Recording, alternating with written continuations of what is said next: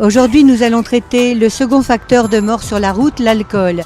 Claudine Pérez-Diaz, chercheuse au CNRS, spécialiste des comportements à risque, notamment la route, va nous expliquer ce que sont les interventions brèves, peu coûteuses, dont les résultats semblent très prometteurs.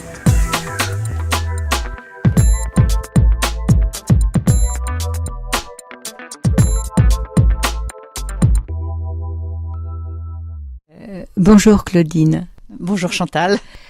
Pourrais-tu nous apporter quelques précisions en ce qui concerne ces prises en charge brèves ? Alors, le principe, c'est que la prise en charge par des personnes qui sont pas forcément des médecins, mais peut-être des professionnels de santé, ou alors des personnes qui sont un peu formés à ces techniques-là, des psychologues éventuellement, et ça devrait durer une petite dizaine de minutes ou peut-être un peu plus pour ce qui est des conseils brefs. Pour les interventions brèves, disons que la meilleure comparaison, ce serait les stages collectifs pour l'arrêt du tabac, parce que c'est à peu près le même principe, c'est-à-dire qu'il y a un certain nombre de séances, mais qui sont pas très longues, qui peuvent être collectives d'ailleurs, qui même souvent ont des résultats qui sont bien meilleurs quand elles sont collectives, et qui ne se répètent pas indéfiniment, c'est-à-dire que de l'ordre de 5 séances, on devrait arriver à améliorer la situation des individus. Si les problèmes ne peuvent pas être réglés avec ce type d'intervention brève, bien entendu, il faut recourir à des soins d'alcoologue professionnels. Quel que soit le cas, il s'agirait que quand un conducteur a commis un délit, il subisse un petit test qui permet d'identifier la nature du problème qu'il a avec l'alcool. Comment expliquer cette incapacité à lutter contre l'alcoolisation au volant ? Ça pourrait être étonnant dans le sens où on a pris quand même beaucoup de mesures pour cette lutte, c'est-à-dire qu'on a augmenté énormément les sanctions. Mais justement, face à cette incapacité, il faut se poser aussi la question de quel est le problème auquel on doit faire face.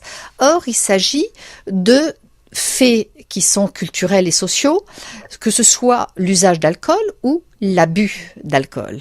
Et à partir de ce moment-là, on est face à un phénomène qui est assez complexe, puisque on a d'une part un produit qui est par nature addictif, c'est l'alcool.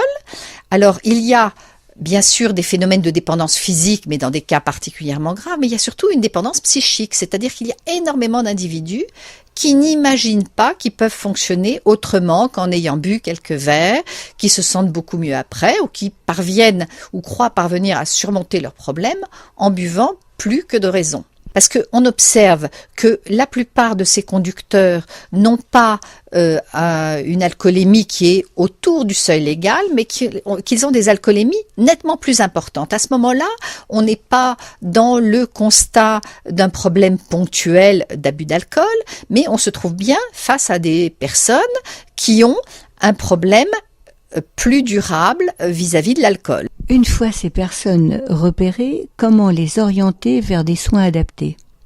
Déjà, la procédure pénale prévoit d'avoir et d'orienter des personnes vers des services de soins. Mais ce que l'on constate, c'est que d'abord moins d'un quart des conducteurs qui sont condamnés sont orientés vers des services. En plus, la plupart d'entre eux sont orientés vers des stages. Or, ces stages ont des contenus et des effets qui sont rarement évalués. À partir de ce moment-là, on ne sait pas exactement le service qu'on offre à ces personnes. Ensuite, quand les cas sont beaucoup plus graves, c'est-à-dire que les personnes ont un vraiment gros problème d'alcoolisation habituelle, ils sont orientés vers une obligation de soins. Et ces soins-là sont lourds et coûteux. Peut-on dire que l'alcoolisation au volant s'accroît ? Pas nécessairement, parce que il faut bien comprendre que ce genre de phénomène évolue sur le long terme, excepté par exemple s'il y avait, disons, une baisse très très considérable du prix de l'alcool, on pourrait imaginer qu'il y ait une augmentation de cet ordre. Quand on constate une augmentation très très forte des statistiques pénales, la plupart du temps c'est parce qu'il s'est passé quelque chose à l'intérieur du système pénal. Et en l'espèce, on peut supposer que les contrôles ont fortement augmenté parce que d'une part, on a contrôlé désormais la vitesse à partir des radars, donc ça libère des agents pour pouvoir contrôler l'alcool au volant.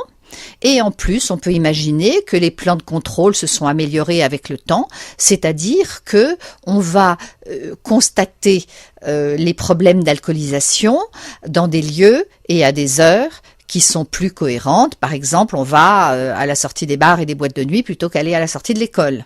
Mais par contre, ce que l'on peut dire, c'est que en aucun cas, on ne peut considérer qu'il y a une diminution du problème de l'alcool au volant. Ta conclusion par rapport à la problématique de l'alcool au volant? Étant donné que pour l'instant, on a vu que les sanctions et leur aggravation n'ont pas apporté de remède notoire, il faudrait peut-être songer à compléter ce type d'intervention par des interventions qui s'adressent directement au problème et à son origine, c'est-à-dire l'alcool, et pas forcément une volonté délinquante, mais des gens qui sont ancrés dans un problème avec l'alcool. Je pense que tu seras totalement d'accord pour dire qu'il faut que l'on revienne à l'application stricte de la loi Evin. Bien évidemment, parce que c'est une loi qui est extrêmement importante et d'ailleurs que tous les pays nous envient. D'abord parce que ça permet de lutter contre l'alcoolisation des jeunes, ce qui est très important. Et ensuite parce que les moyens dont disposent les pouvoirs publics pour lutter contre l'alcool en général sont absolument dérisoires face aux moyens dont disposent les alcooliers. Merci Claudine pour cette approche si intéressante que nous découvrons et j'espère que très bientôt nous pourrons la voir se généraliser. Merci aussi à vous, à toi, à tous ceux qui peuvent écouter, de me donner l'occasion de décrire comment on pourrait améliorer le problème de l'alcool en général et de l'alcool au volant plus particulièrement. À bientôt pour un autre entretien.